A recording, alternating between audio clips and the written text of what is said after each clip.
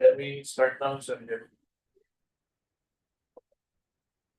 Good morning, everyone, and welcome to the conference of 19 civil works project. To start this procurement, maybe I'll stand for the prayer. Then the Father, the Son, and the Holy Spirit. Amen. Almighty God, today let every moment be a thank you to your love. May we see your grace in everything. In Jesus' name we pray. Amen.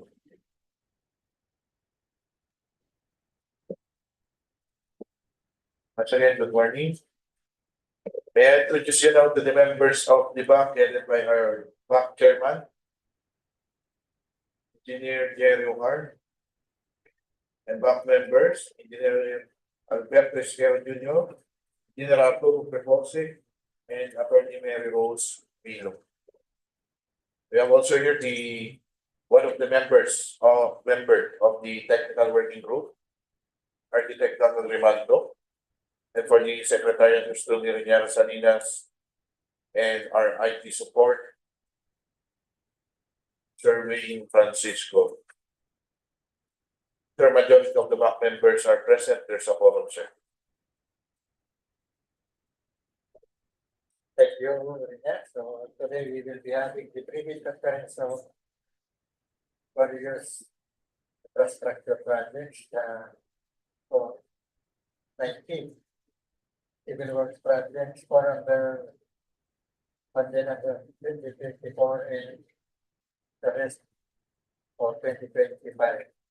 For the Regional Works Committee, we have present at 4 members, so we have a forum and we have 40 proceedings for that, for this previous conference. Secretariat, we have perspective videos and technical review. That's right. So we will proceed as scheduled. So we will just set the previous conference, and this previous conference is being undertaken to discuss with the perspective contractors to all the aspects of the contracts that we did,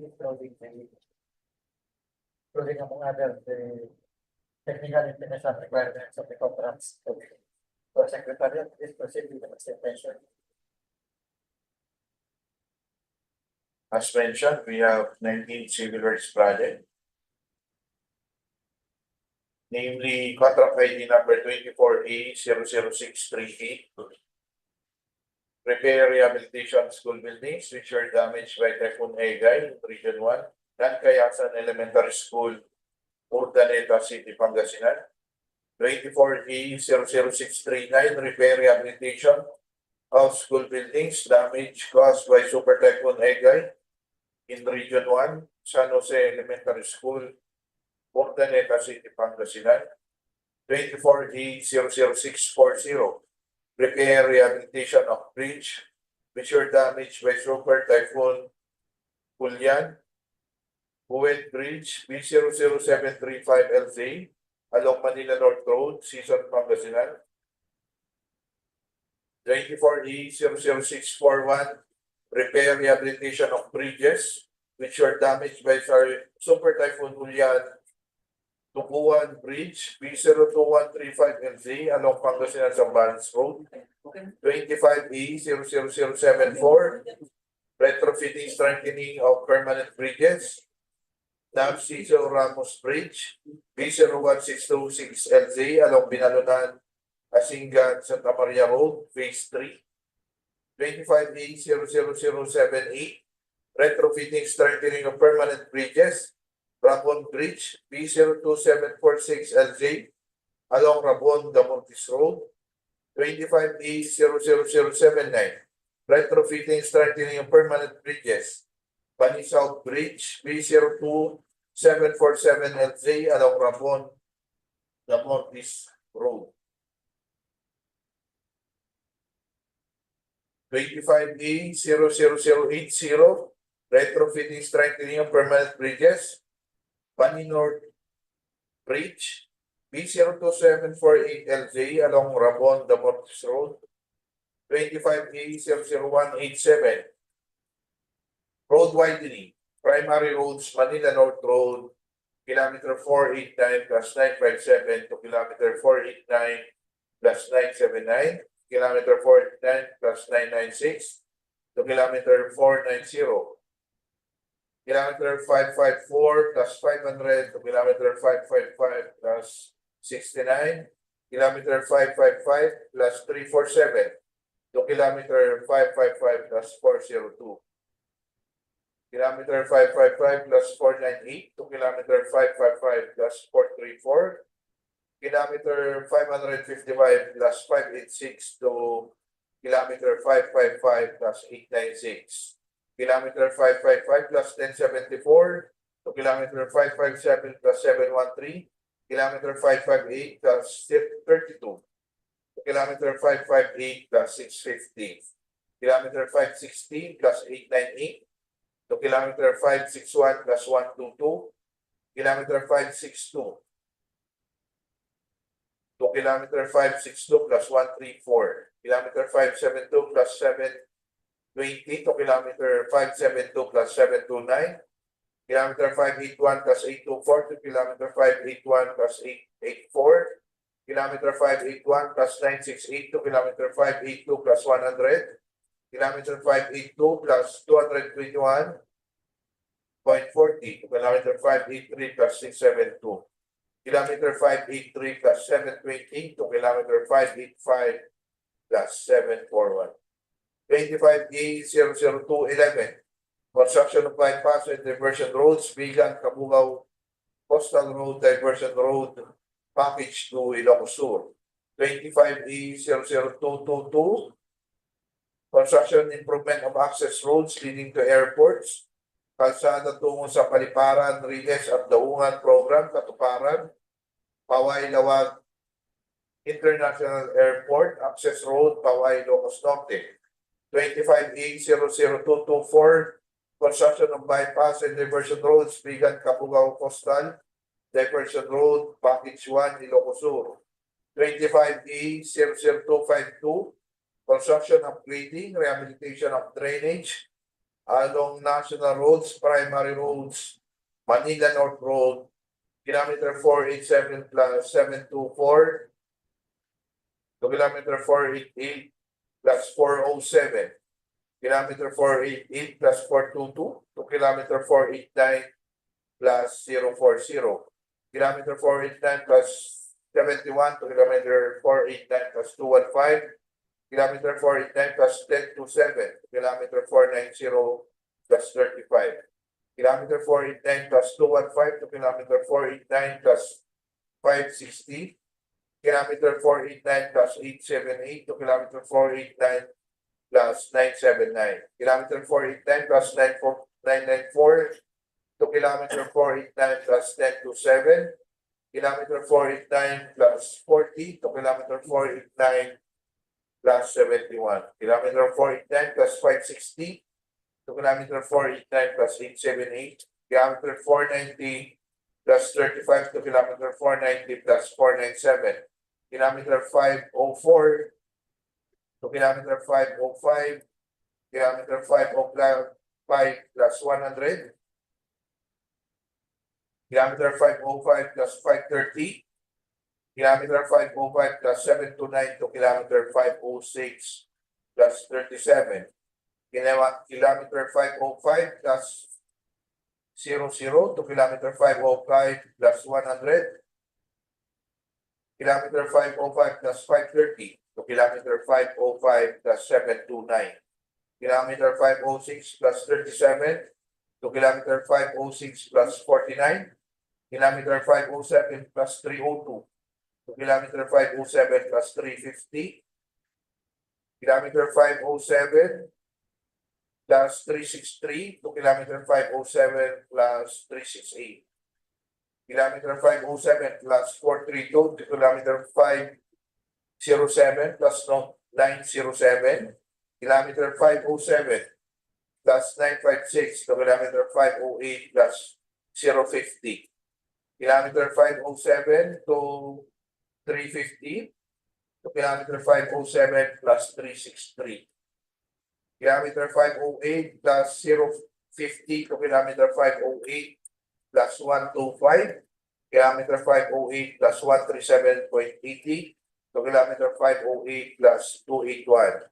Kilometer 511 plus 186 to kilometer 511 plus 650. Kilometer 511 plus 663 to kilometer 512 plus 361. Kilometer 512 plus 393 to kilometer 512 plus 506. Kilometer 512 plus 668 to kilometer 513 plus 442. Kilometer 513 plus 445 to kilometer 513 plus 851, kilometer 513 plus 864, to kilometer 514 plus 304, kilometer 514 plus 802, to kilometer 515 plus 109, kilometer 515 plus 202, to kilometer 515 plus 383, kilometer 522 plus 345, to kilometer 522 plus 412, kilometer 522 plus 780, to kilometer 525 plus 45, kilometer 535 plus 84, to kilometer 535 plus 370, kilometer 536 plus 123, to kilometer 536 plus 290. Contract ID number 25A00254, road widening of primary roads, Manila North Rd, kilometer 490 plus 556 to kilometer 490 plus 776, kilometer 490 plus 783 to kilometer 491, kilometer 499 to kilometer 499 plus 360, kilometer 499 plus 495 to kilometer 499 plus 548, kilometer 499 plus 578 to kilometer 500 plus 683, kilometer 500 plus 693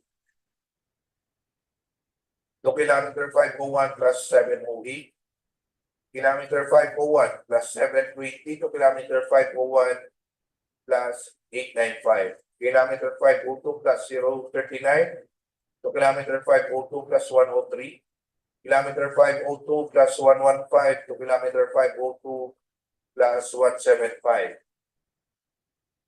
Kilometer 502 plus 301 to kilometer 502 plus 531.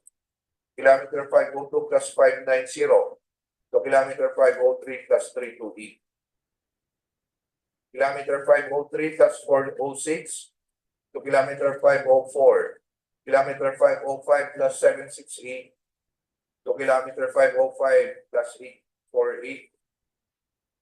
Kilometer 505 plus 947 to kilometer 506 plus 582.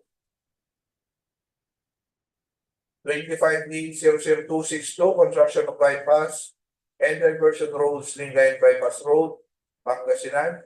25D00277, construction of bypass and diversion roads, Pangasinan-Zambales Rd to Judge Jose de Bued Br, Extension Road, Dagupan City Section, Package 1, Pangasinan. 25D00278, construction of bypass and diversion roads, Pangasinan-Zambales Rd to Judge Jose de Bued, Extension Road, Dagupan City Section, Package 2, Pangasinan. 25A00300, Sustainable Infrastructure Projects, Elevating Gaps, SIPAG, construction of the Bued Bridge, Marcos, Ilocos Norte, and 25A00425, widening of permanent bridges, Badok Parallel Bridge, B00564 LJ along Manila North Rd, Phase 2. The purpose of Bued Conference is to discuss, clarify, and explain the different aspects of the projects of the procuring entity with the prospective bidders. It must be held at least 12 calendar days before the deadline for bid submission, but not earlier than 7 calendar days from the advertisement or posting of bid opportunity.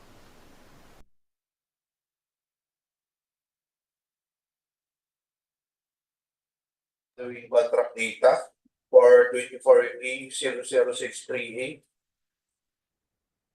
Location, Urdaneta City, Pangasinan with the EBC of 59,186,737 pesos and 76 centavos.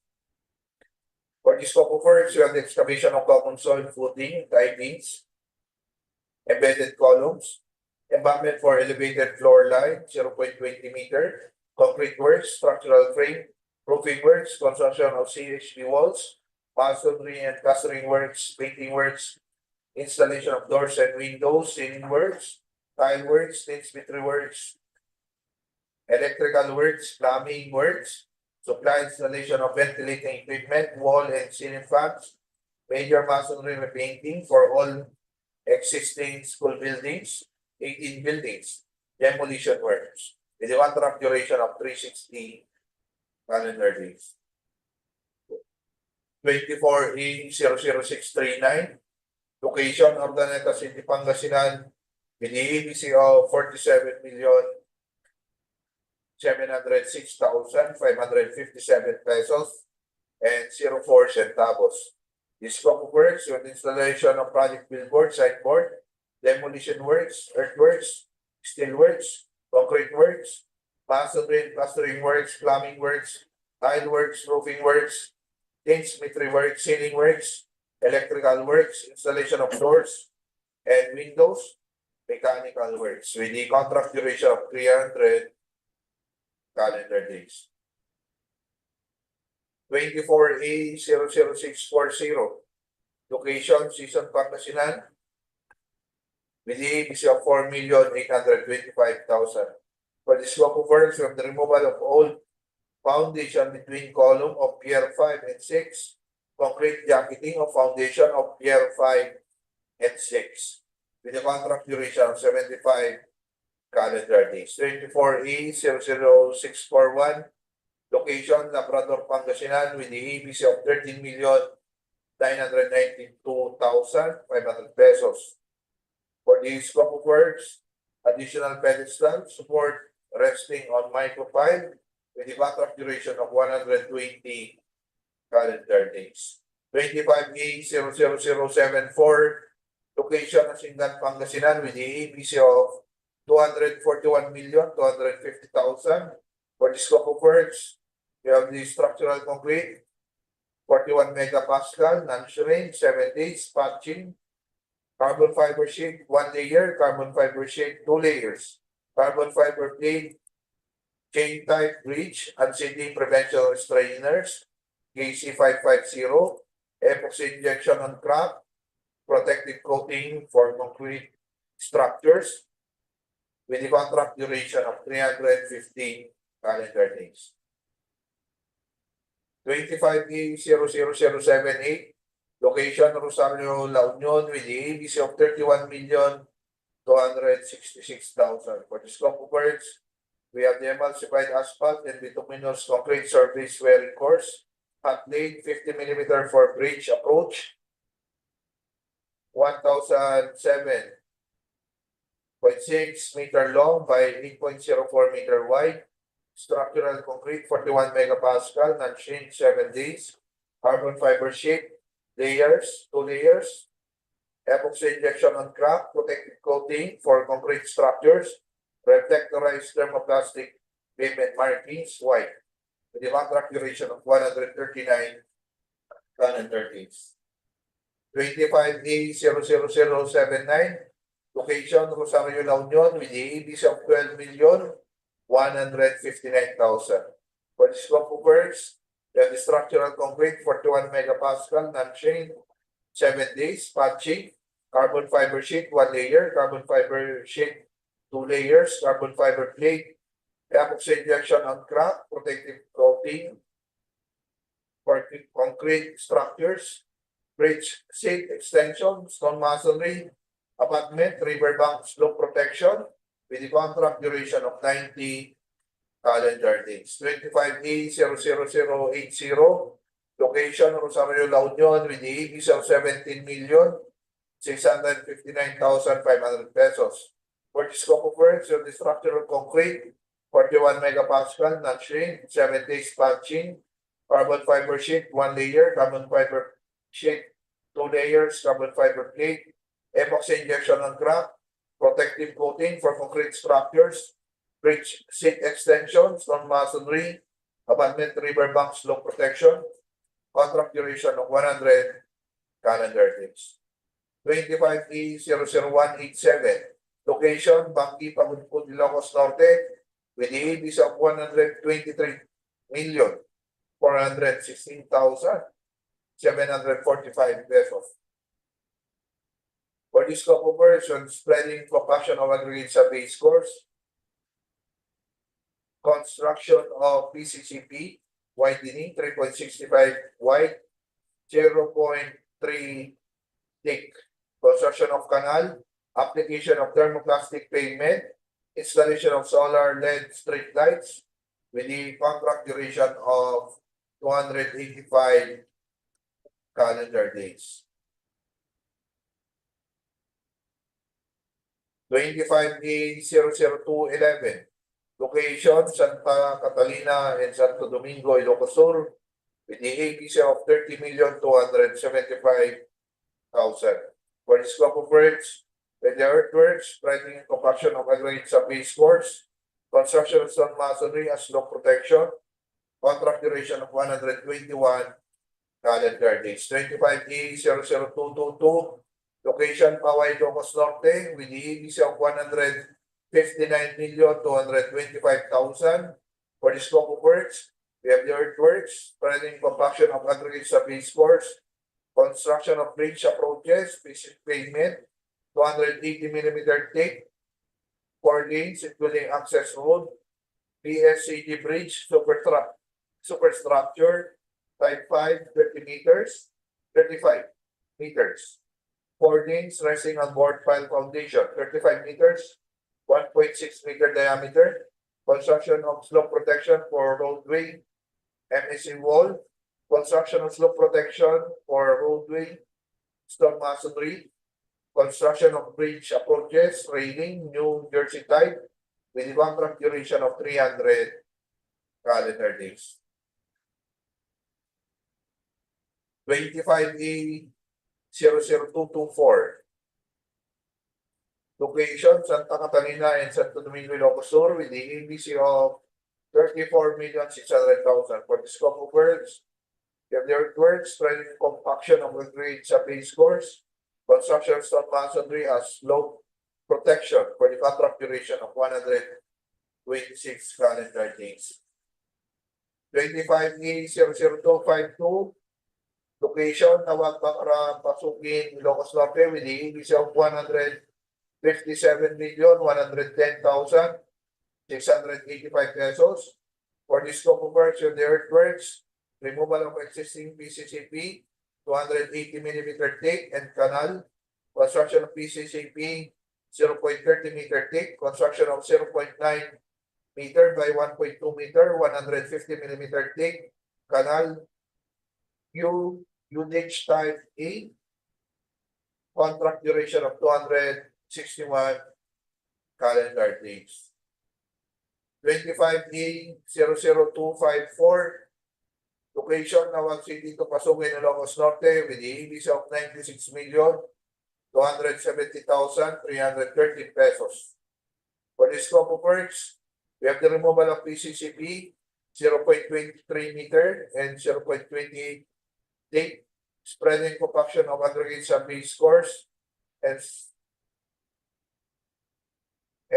construction of PCCP widening 3.65 wide, 0.30 meter thick, construction of PCCP rehabilitation 3.35 wide and 0.30 meter thick, construction of load-bearing canal 1.5 by 1.8 meter, application of thermoplastic pavement markings, installation of solar light with the contract duration of 183 calendar days. 25A00262, location Lincoln, Pangasinan, with the ABC of 96,500,000. For the scope of works, we have the earthworks, construction of mechanically stabilized earth, MSE wall for bridge approach and A and B, contract duration of 183 calendar days. 25A00277, location, Tobuan City, Pangasinan, with the ABC of 67,550,000. For the scope of works, we have the provision of steel and environment railway, construction of 4 2.20 meter diameter with a length of 65 meter, port 5 at Pier 2, provision of steel casing at Pier 2, testing of completed board piles, contract duration of 210 calendar days. 25A00278, location, Dagupan City, Pangasinan, with the ABC of 67,550,000.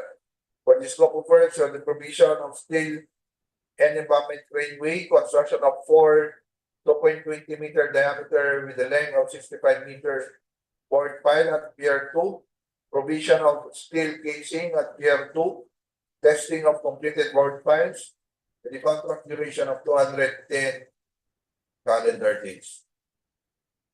25A00300, location, Marcos, Ilocos Norte, with the ABC of 193 million.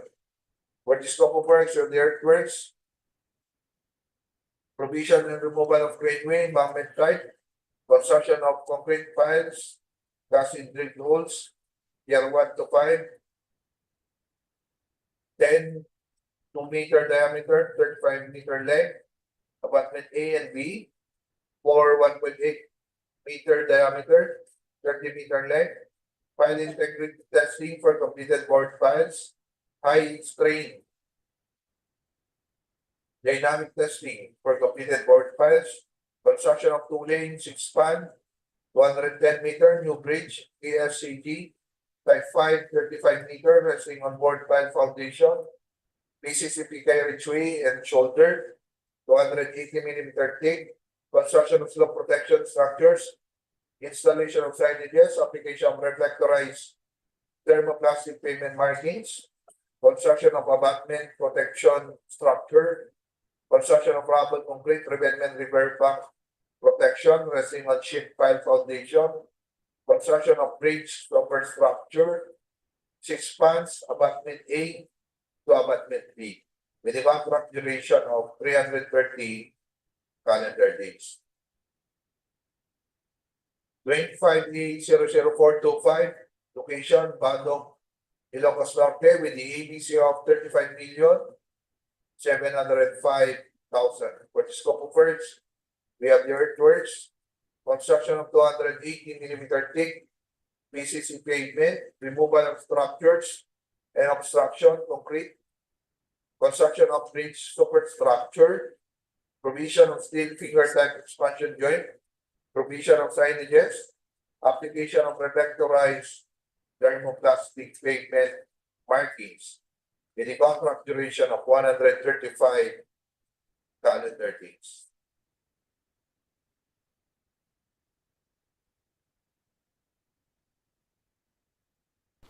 Supplemental Bid Bulletin issued by BAC to answer requests for clarification, queries submitted 10 calendar days before deadline or interpretation, and upon BAC's initiative to clarify or modify any provision of bidding documents at least 7 calendar days before deadline for bids.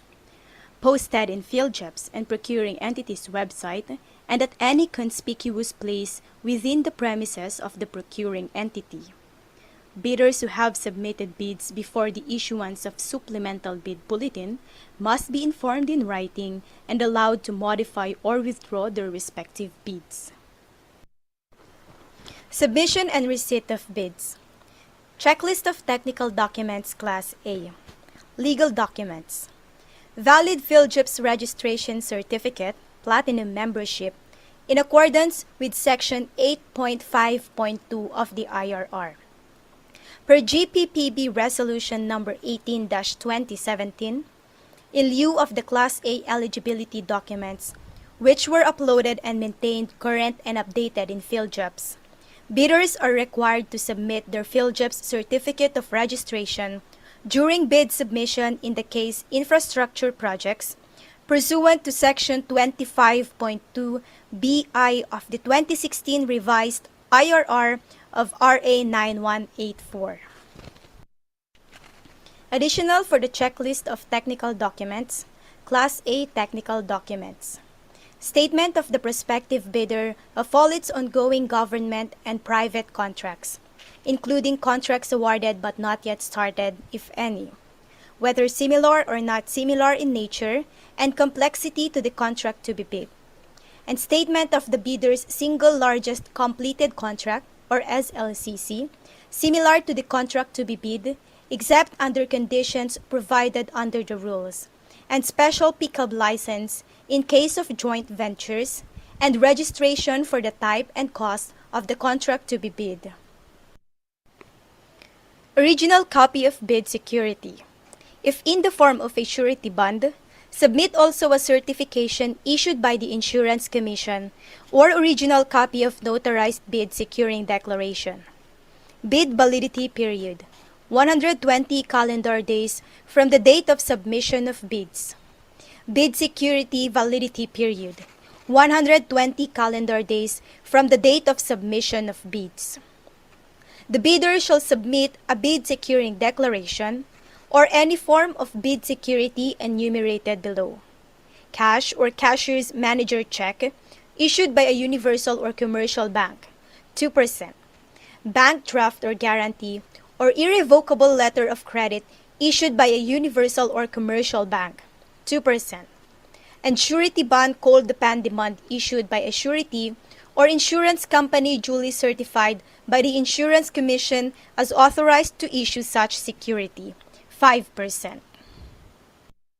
Project requirements which shall include the following: organizational chart for the contract to be bid, list of contractors' key personnel, project manager, project engineers, materials engineers, and foremen to be assigned to the contract to be bid with their complete qualification and experience data. List of contractors' major equipment units which are owned, leased, and or under purchase agreements, supported by proof of ownership or certification of availability of equipment from the equipment lessor vendor for the duration of the project, as the case may be. For the laboratory equipment, please refer to DPWH Department Order No. 11, Series of 2017 for the minimum materials testing equipment. Original duly signed Omnibus Sworn Statement or OSS, and if applicable, original notarized Secretary's Certificate in case of a corporation, partnership, or cooperative, or original special power of attorney of all members of the joint venture, giving full power and authority to its officer to sign the Omnibus Sworn Statement and do acts to represent the bidder. For the financial documents, the prospective bidder's computation of net financial contracting capacity, or NFCC, computation of NFCC of at least equal to ABC, computed using the prescribed formula. NFCC equals current assets minus current liabilities times 15 minus value of unfinished projects, including awarded projects not yet started, coinciding with the contract to be bid. Class B documents, if applicable, duly signed joint venture agreement in accordance with RA number 4566 and its IRR in case the joint venture is already in existence, or duly notarized statement from all the potential joint venture partners stating that they will enter into and abide by the provisions of the joint venture agreement in the instance that the bid is successful. Checklist of financial documents. Original of duly signed and accomplished financial bid form, and other documentary requirements under RA number 9184. Original of duly signed bid prices in the bill of quantities. Duly accomplished detailed estimates form, including a summary sheet indicating the unit prices of construction materials, labor rates, and equipment rentals used in coming up with the bid, and cash flow by quarter. Bid submission may be done manually or electronically or online. However, bidders should only select one mode of submission, either manual or electronic. Similar to manual submission, the guidelines for the preparation and submission of an electronic bid are contained in Bid Datasheet ITB Clause 17 and Department Order Number 87, Series of 2020. Bid Evaluation. The financial component of the bids of each past bidder shall be evaluated using non-discretionary criteria, including arithmetical corrections for computational errors, and thus determine the correct total calculated bid prices. The BAC shall automatically disqualify any total calculated bid price which exceeds the ABC. The following factors are to be considered in the evaluation of the bid prices. Completeness. No price in required item equals non-complying. Indicating a zero or a dash equals free to the GOP. All prices are deemed to include all taxes. Bids not addressing or providing all of the required items in the bidding documents, including where applicable BOQ, shall be considered non-responsive. Arithmetical corrections. Bid prices in figures versus words, words prevails. Total price versus unit price per item, unit price prevails. Total price versus actual sum of component items, actual prevails. Unit cost in detailed estimate versus unit cost in BOQ, the latter prevails. If above ABC, non-complying. Post-qualification. Verification of legal requirements. Licenses, certificates, permits, non-inclusion in blacklist. For technical requirements, single largest completed contract or SLCC, similar to the contract.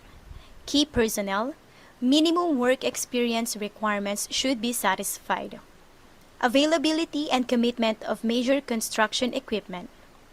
Failure of the prospective bidder to state a complete technical description of the pledged equipment and the specific location, whether owned, leased, or under purchased agreement, shall result in the bidder's automatic post-disqualification for award of contract and forfeiture of its bid security per DO number 58, series of 2012. Performance in ongoing government and private contracts. Negative slippage of at least 15% in any one project or negative slippage of at least 10% in each of two or more contracts. Failure of the contractor to commence repair work and complete ongoing contracts in the prescribed date after receipt of the notice of defects and deficiencies. Failure of the contractor to commence repair works on contracts with pending certificate of acceptance in the prescribed date after the receipt of the notice of defects and failures.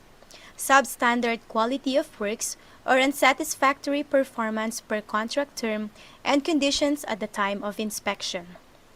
Liquidated damages currently imposed on the contractor. DO number 127, series of 2018, strict application of RA 9184 in the conduct of the post-qualification of bidders with delayed ongoing contract with DPWH. Authenticity and correctness of bid security. For financial requirements, audited financial statement or AFS, especially current assets and liabilities. Up-to-date value of all outstanding or uncompleted works under ongoing and awarded contracts. Updated NFCC versus ABC. Requirements within 5 calendar days from receipt by the bidder of the notice from the BAC that the bidder has the lowest calculated bid or highest rated bid. The bidder shall submit to the BAC the following: registration certificate from SEC, Department of Trade and Industry, for sole proprietorship or CDA for cooperatives. Mayor's or business permit issued by the city or municipality where the principal place of business of the prospective bidder is located, or the equivalent document for exclusive economic zones or areas. Latest income tax and business returns duly stamped and received by BIR and duly validated with the tax payments. Tax clearance per EO 398 series of 2005 as finally reviewed and approved by the Bureau of Internal Revenue. valid Philippine Contractors Accreditation Board or PCAB license. Failure to submit any of the post-qualification requirements on time, or finding against the veracity thereof shall disqualify the bidder for award, provided that in the event that a finding against the veracity of any of the documents submitted is made, it shall cause the forfeiture of the bid security in accordance with Section 69 of this IRR. Notes on the personnel and equipment requirements of the project. As per DO number 9 series of 2012, technical requirements for civil works projects for public bidding.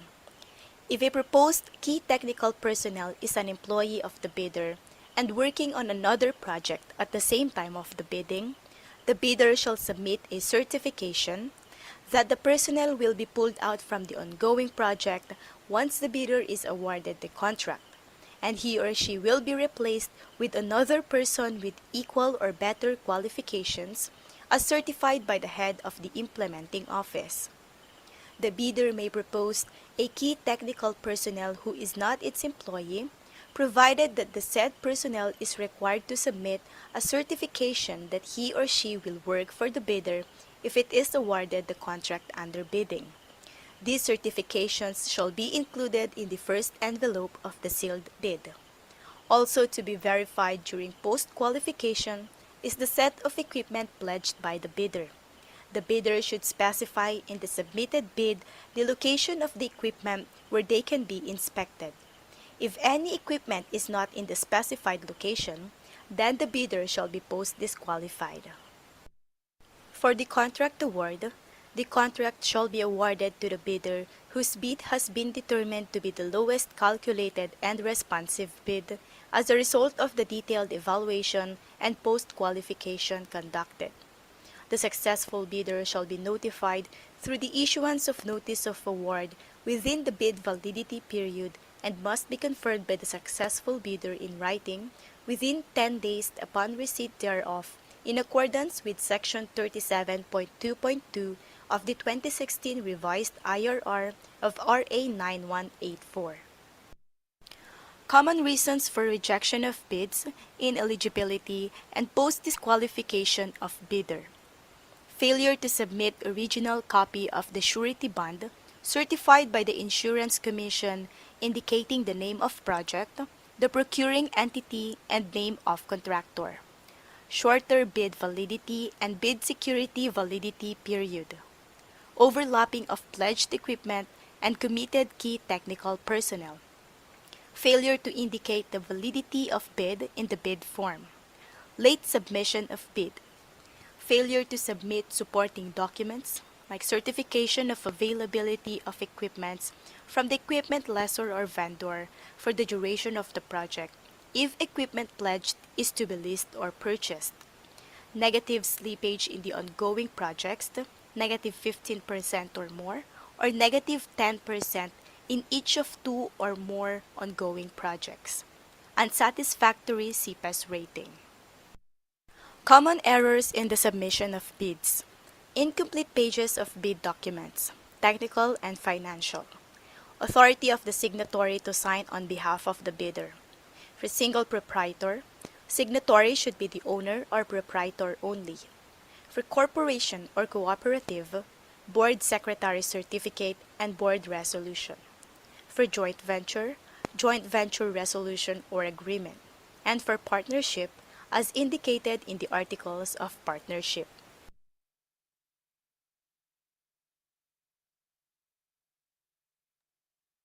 For these following projects, 24A 00638, 24A 00639, 24A 00640, 24A 00641, 25A 00074, 25A 00078, 25A 00079, 25A 00080, 25A 00187, 211, 222, 25A 00224, 25A 00252, 25A00254, 25A00262, 25A00277, 25A00278, 25A00300, and 25A00425. The deadline for submission of clarification is 10 days before the submission of bids. The deadline for submission of bids is on December 11, 2024 at 10 o'clock a.m. Number of copies of bid proposal, one original copy of the technical and financial bid, and the place of submission of bids, second floor, conference room, DPWH Regional Office 1, City of San Fernando, La Union. So that answered the presentation of the pre-bid conference for the 19 civil works project.